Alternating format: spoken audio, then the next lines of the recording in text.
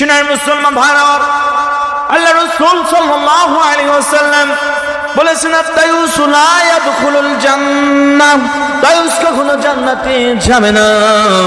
এই কথা বলার সঙ্গে সঙ্গে সাহাবীরা আরজ করলেন, ইয়া রাসূলুল্লাহ, ইয়া হাবিবাল্লাহ, হুজুর দায়ুস কোন মহিলা, দায়ুস কোন মহিলা? আল্লাহ রাসূল বললেন, দায়ুস কোন মহিলা নয়, মহিলা নয়, দায়ুস হচ্ছে যে মহিলাগুলো বেপরদা বেহায়ায় চলে, আর ওই মহিলার যিনি গার্জিয়ান, যিনি স্বামী, তাকেই বলা হয় দায়ুস। অর্থাৎ হচ্ছে আপনার বউ যদি বেপরদায় চলাফেরা করে তাহলে আপনি দায়ুস।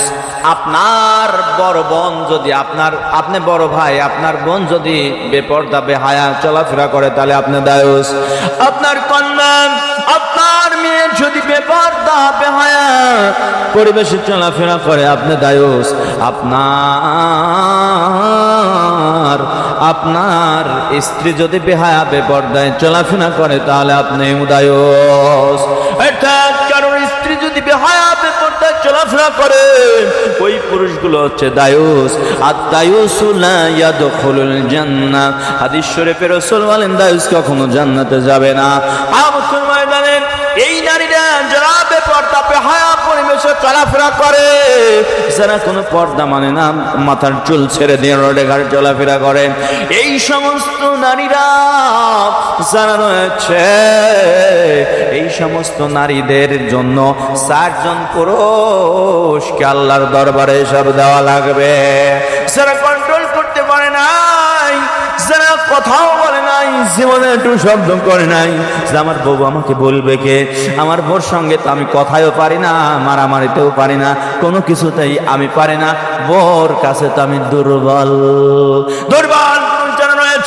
ওই দুর্বল পুরুষ বউকে কন্ট্রোল করতে পারে না, কথা বলেন ঠিক কিনা? এই সমস্ত দুর্বল পুরুষদের বিপদ রয়েছে আখিরাতের ময়দানে। এই জন্য 4টা পুরুষ যে কথা বলতেছিলাম, নারীদের ক্ষেত্রে নারীরা যদি বেহায়া বেপরদায় পরিবেশে চলাফেরা করে, পর্দা মেইনটেইন যদি না করে, 4টা পুরুষ তাদের জন্য দায়ী হয়ে যাবে। 1 নম্বর হচ্ছে স্বামী। কোন বউ যদি বেপরদায় চলাফেরা করে তাহলে স্বামী জবাব দিয়ে দিতে হবে। এবং বড় ভাই, কোন মেয়ে যদি বেহায়া বেপরদায় চলাফেরা করে, ওই মেয়েটার বড় ভাই যে রয়েছে এই ব্যক্তিটিও দায়ী হয়ে যাবে।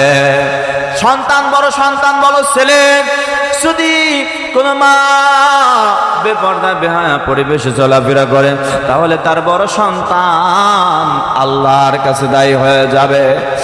এরপরে আপনার কোন বোন যদি এইরকম বেহায়া বেপরদায় চলাফেরা করে, ভাই দায়ী হয়ে যাবে, স্বামী দায়ী হবে,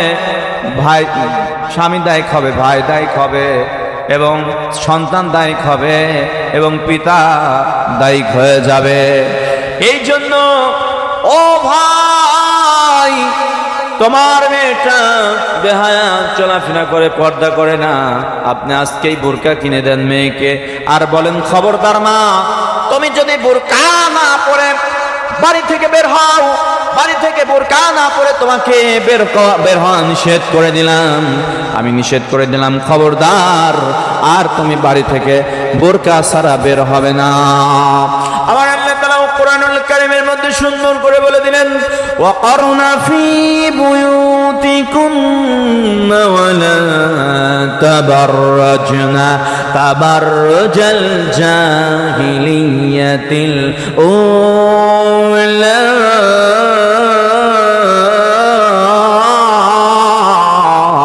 আল্লাহু আকবার।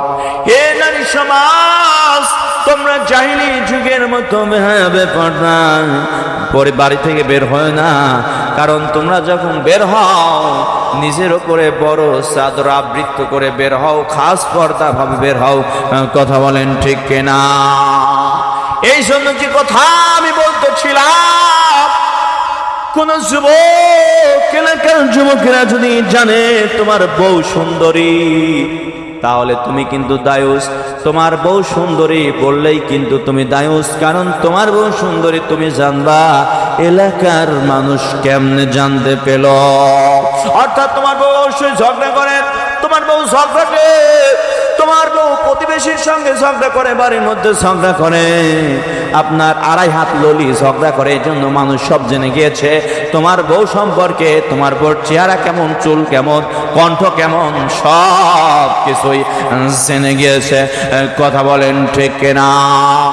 এ মুসলমান আল্লাহর গোলাম, নারীদের কণ্ঠ কিন্তু সতর, নারীদের কণ্ঠ সতর। এই জন্য দেখেন আমরা ফজরের নামাজ যখন পড়ি, জোরে কেরাত পড়ি, আপনারা মাগরিবের 2 রাকাত, প্রথম 2 রাকাতে জোরে কেরাত পড়ি, এশারের প্রথম 2 রাকাতে জোরে কেরাত পড়ি। কিন্তু মা বোনদের জন্য, নারীদের জন্য জোরে কেরাত জায়েজ নাই। কথা বলেন ঠিক কিনা?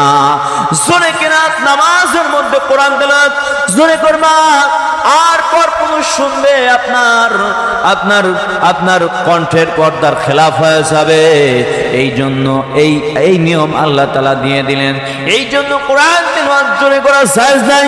আপনি ঝগড়া করে করেন কিভাবে? কথা বলেন ঠিক কিনা? এই জন্য যুবক, তোমার বউ যদি পর্দা না করে তুমি দায়ুস। আল্লাহ রাসূল বলে দিয়েছেন, আদ-দায়ুসু লা ইয়াদখুলুল জান্নাহ।